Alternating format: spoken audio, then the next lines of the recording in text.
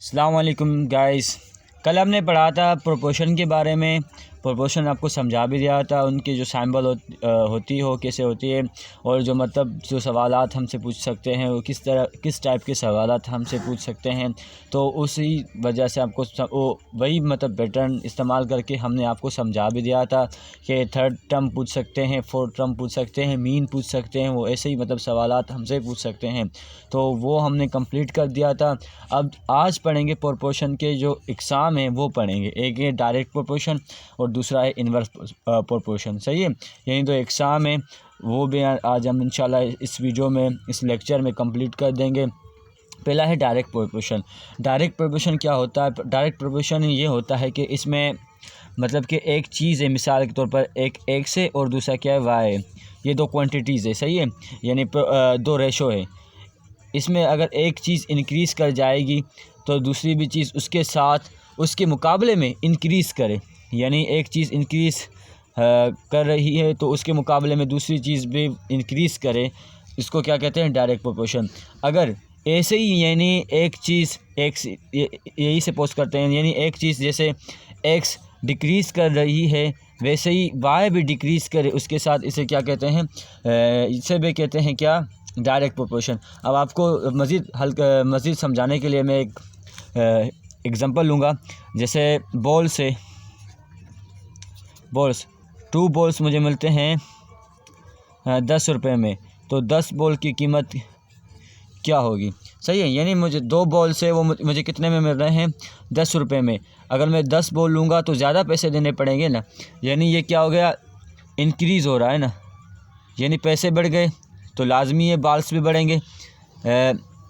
पहले 2 बॉल लिया था मैंने कितने में, 10 रुपये में। ये है रुपीस और ये हैं बॉल। सही है, इधर लिखता हूँ, बॉल्स ये हैं और ये रुपीज़ हैं। सही है, पहले मैंने 2 बॉल लिया था कितने में, 10 रुपये में। अब मैं 10 बॉल ले रहा हूँ तो कितने पैसे बनेंगे? तो ये क्या हो गया, ये डायरेक्ट प्रोपोर्शन बन रहा है, क्योंकि दोनों क्या कर रहे हैं, इंक्रीजिंग कर रहे हैं। अब इसको मैं कैसे हल करूँगा, सिंपल सा है, ऐसे ही लिखूँगा। सही, मज़ीद इनको हल करने के, ये प्रोपोर्शन का साइन है, कल आपको समझा भी दिया था। जो टेल वाला रकम होता है वो पहले टेल वाला हम लिखते हैं। ये क्या है, एरो है, एरो का जो टेल वाला रकम होता है पहले वो लिखते हैं, उसके बाद जो उनका जो हेड है फिर वो लिखते हैं। पहले मैंने टेल वाला लिखा, उसके बाद हेड वाला, फिर प्रोपोर्शन का साइन लगा दिया, उसके बाद टेल वाला रकम लिख लूँगा, उसके बाद एक्स यानी सपोज़ किया है ना, हमें पता नहीं है यहाँ पे क्या आएगा, तो हमने सिर्फ जस्ट सपोज़ किया है कि यहाँ पे क्या रकम आएगा, फिर वो पुट करेंगे। तो हमने लिया था 2 बॉल कितने में, 10 रुपये में। 2 बॉल लिए थे 10 रुपये में, तो 10 बॉलों की कीमत क्या होगी? तो आखिरी वाले को एक्सट्रीम को एक्सट्रीम से मिलाओ और मीन को मीन से मिलाओ।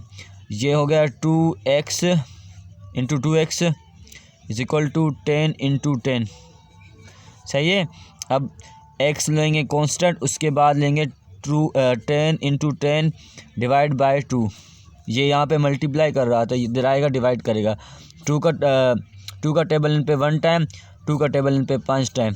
सही है, x इज इक्वल टू 5 का टेबल 10 मरतबा पढ़ेंगे, कितने आएगा, 50 आएगा। अब मल्टीप्लाई करके देखना। सही है, यानी जो x है वो कितना आएगा, 50 रुपीज़। लाजमी यही बात अंडरस्टूड है। अगर हम 2 बॉल 10 रुपये में लेते हैं तो 10 बॉलों की कीमत क्या होगी, 50 रुपये। यानी हम यहाँ पे x को मिटाकर यहाँ पे 50 लिख सकते हैं। यानी अगर हम 2 बॉल 10 रुपये में ले रहे हैं तो 10 बॉलों की कीमत क्या होगी, 50 रुपये। सही है, इसके बाद है जो, यानी एक ट्रिक भी है इसका, यानी इनको डायरेक्ट हल कैसे किया जाए, वो ट्रिक भी आज इंशाल्लाह इस वीडियो में आपको कंप्लीट करा दूंगा। पहले इसको इसी तरीके से हल किया जाता है, यानी पहले इक्वेशन को देखते हैं किस तरह की है, यानी इंक्रीजिंग कर रहा है या डिक्रीजिंग हो रही है। ये इंक्रीजिंग कर रहा था, यानी 2 बॉल लिए थे 10 रुपये में, तो 10 बॉलों की कीमत क्या होगी वो हमें मालूम करना था, हमने वो कर लिया। सही है, अब जा रहे हैं किसी दूसरे चीज़ के जाने, यानी अब डिक्रीजिंग की क्या मिसाल देंगे। ये तो इंक्रीजिंग हो गया, अब डिक्रीजिंग की मिसाल क्या है, मिसाल के तौर पर मैं 10 बॉल ले रहा हूँ, कितने में, 10 बॉल ले रहा हूँ कितने में, 5 रुपीज़ में। तो 5 बॉलों की कीमत क्या होगी? सही है, पहले बाल ज़्यादा थे, कीमत या इसे ऐसे करते हैं 50 रुपये लिखते हैं। सही है, 10 बॉलों की कीमत कितनी है? 50 रुपये है। तो 5 बॉलों की कीमत क्या होगी? कम होगी। तो यानी हमने जो 10 बॉल ख़रीदे थे वो 50 रुपये में ख़रीदे थे।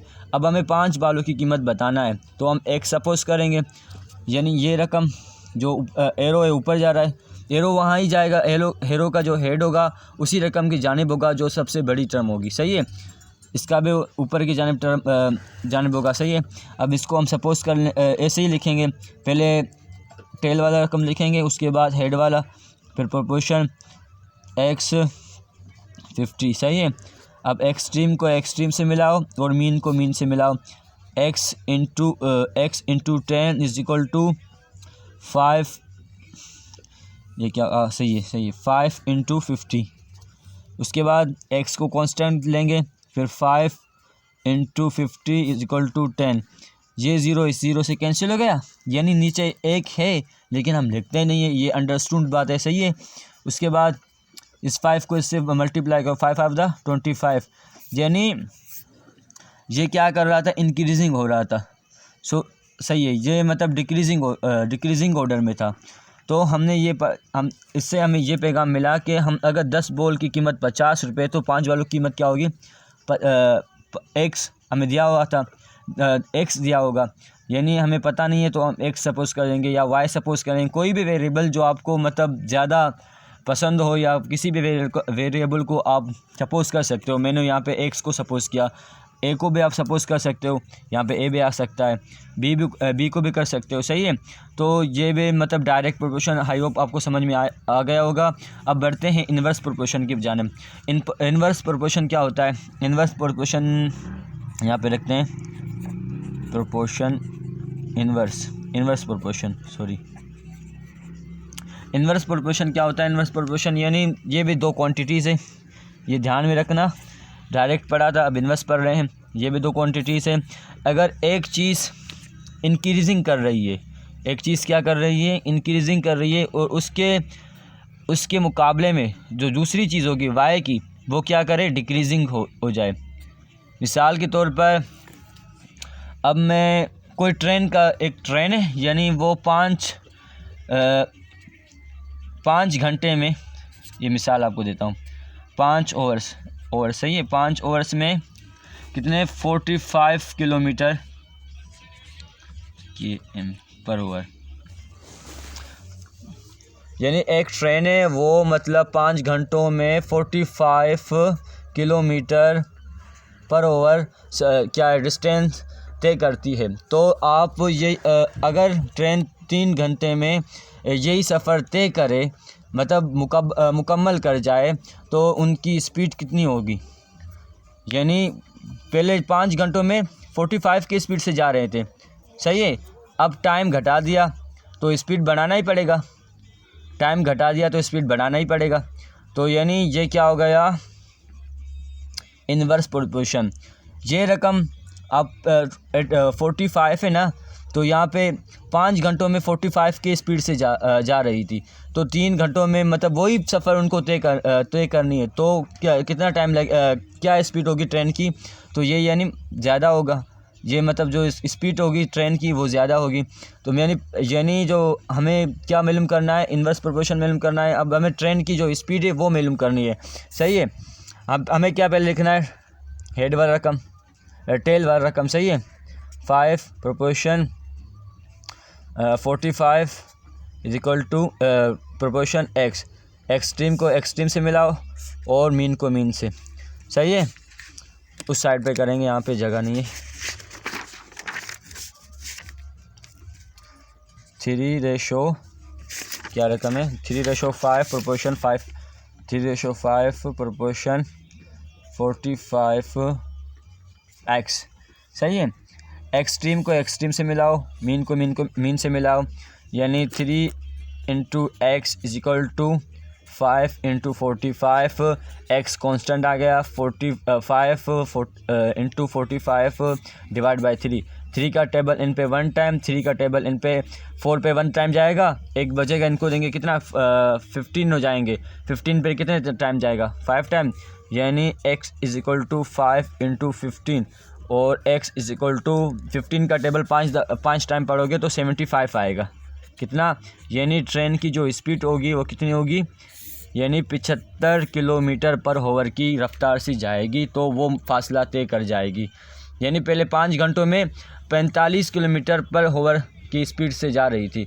अब वही टाइम, वही सफ़र उनको तो तय करनी है कितनी में, कितने फासले में, कितने स्पीड में, यानी कितने टाइम में उनको फासला वो तय करनी है, सिर्फ 3 घंटे में। टाइम घटा दिया तो स्पीड बनाना ही पड़ेगा। सही है, ये था इन्वर्स प्रोपोर्शन, और डायरेक्ट को आपको समझा दिया था, इन्वर्स भी समझा दिया था। ये वीडियो काफ़ी मतलब 10 मिनट से ऊपर हो गई है, तो इंशाल्लाह इनको यहाँ पे वाइंड अप करते हैं। तो अगली टॉपिक हम इंशाल्लाह सिलेक्ट करेंगे, उसके बाद आपको बताएंगे वीडियो में। तो पहले हमने बताएंगे तो किस तरह, यानी इंशाल्लाह अगली टॉपिक हमारी जो होगी वो परसेंटेज होगी। सही है, परसेंटेज के बारे में पढ़ेंगे। तो हमने पहले पढ़ा था कि क्या रेशो के बाद क्या प्रोपोर्शन के बाद उनके इकसाम, यानी ये जो रेशो प्रोपोर्शन था वो कंप्लीट हो गए हैं। इसके बाद हम पढ़ेंगे परसेंटेज। ये जो आज का लेक्चर था किसके ऊपर, डायरेक्ट प्रोपोर्शन और इनवर्स प्रोपोर्शन। आई होप ये लेक्चर आपको समझ में आ गया होगा। Thank you so much.